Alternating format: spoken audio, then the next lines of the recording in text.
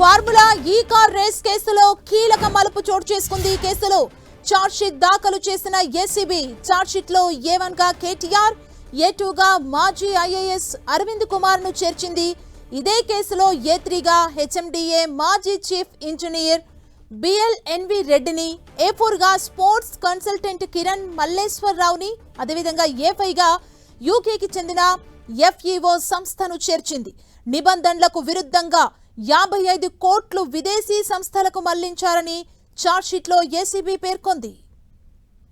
కిరణ్ అందిస్తారు మరిన్ని అప్డేట్స్. కిరణ్, సుమా ఎట్టకేలకు ఈ ఫార్ములా ఈ రేస్ లో ఇటు ఏసీబీ చార్జ్షీట్ దాఖలు చేసినట్టుగా మనం చెప్పుకోవచ్చు. ఎందుకంటే గడిచిన కొన్ని నెలలుగా ఈ కేసుకు సంబంధించి విచారణ చేసి చివరకు చార్జ్షీట్ దాఖలు చేసినట్టుగా మనం చెప్పొస్తుంది.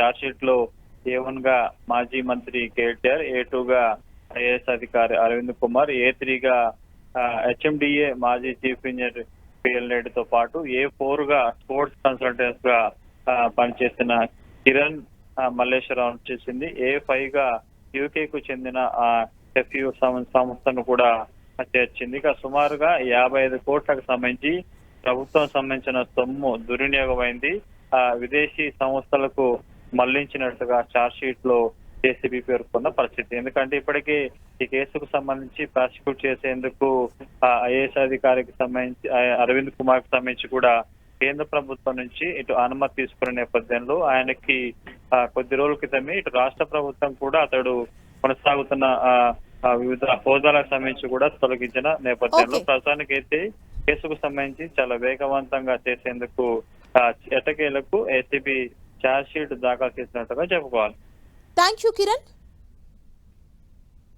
ఫార్ములా ఈ కార్ రేస్ కేసులో కీలక మలుపు చోటు చేసుకుంది. ఈ కేసులో చార్జ్షీట్ దాఖలు చేసిన ఏసీబీ చార్జ్షీట్ లో A1 గా కేటీఆర్, A2 గా మాజీ ఐఏఎస్ అరవింద్ కుమార్ ను చేర్చింది.